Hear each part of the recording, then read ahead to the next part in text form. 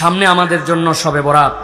আমি জানতে চাই শবে বরাতে কি কি আমল করতে হয়, রোজা কয়টি, নামাজ কয় রাকাত এবং নামাজগুলি কোন কোন সূরা দিয়ে পড়ব, একটু দয়া করে জানাবেন। প্রিয় ভাইয়েরা, আমাদের সামনে আমাদের জন্য যে মাসটি আসতেছে এটা হচ্ছে আমাদের জন্য শাবান মাস। শাবান মাসের সবচেয়ে মর্যাদাকর একটা রাত্রি নবী করিম সাল্লাল্লাহু আলাইহি সাল্লাম বলেছেন, সেইটা হচ্ছে নিসফুম মিনাশ শাবান। আমরা যেটা শবে বরাত বলি ওইটাই হাদিসের পরিভাষায় নিসফুম মিনাশ শাবান, শাবানের মধ্যরাত।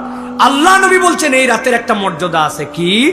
আল্লাহ রাব্বুল আমিন আসমান থেকে বান্দার কাছে নেমে আসেন, এরপরে আল্লাহ রাব্বুল আমিন পৃথিবীর সব বান্দাকে আল্লাহ মাফ করে দেন। সুবহানাল্লাহ বলেন।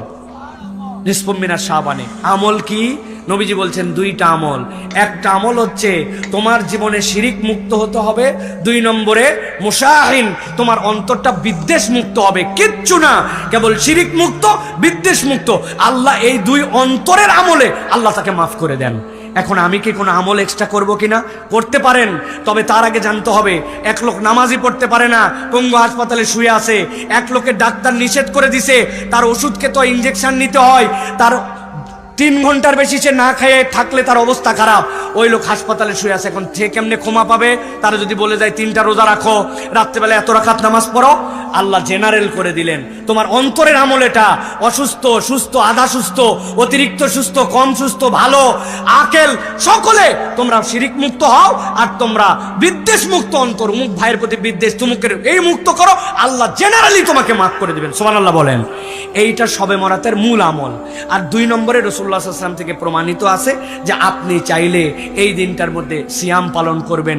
এই সিয়ামটা আপনার জন্য বরকতের সিয়াম, অতএব আপনি সিয়াম পালন করবেন। রাত্রেবেলা আপনার মন চাইছে আপনার ঘরের মধ্যে অতিরিক্ত সালাত আদায় করবেন, সেটা 2 রাকাত, 4 রাকাত, 6 রাকাত, 8 রাকাত, কিন্তু এইটার জন্য একবার সূরা ফাতিহা, এরপরে একবার ইন্না আতানাকাল কাউসার, 10 বারের পরে সূরা ইখলাস।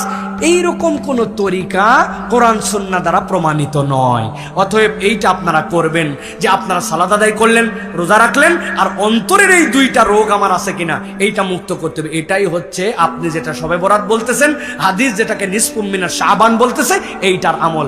আপনি সারা রাত নামাজ পড়লেন, আগে একটা রোজা রাখলেন, পরে একটা, ওই দিন একটা, কিন্তু আপনার অন্তরটা পয়সা গেছে হিংসা বিদ্বেষে ভরা, কারো উন্নতি দেখতে পারেন না, কারোর প্রতি আপনার ভাল লাগে না, সকলের প্রতি আপনার হিংসায় ভরা মন, কাউরে মাফ করতে পারেন না, উমুক উমুক করছিল ধরে রাখছেন মনের মধ্যে, এদিকে নামাজে ফাটায় ফেলতেছেন, রোজায় ফাটায় ফেলতেছেন, আপনার এগুলো একটাও কাজ করবে না।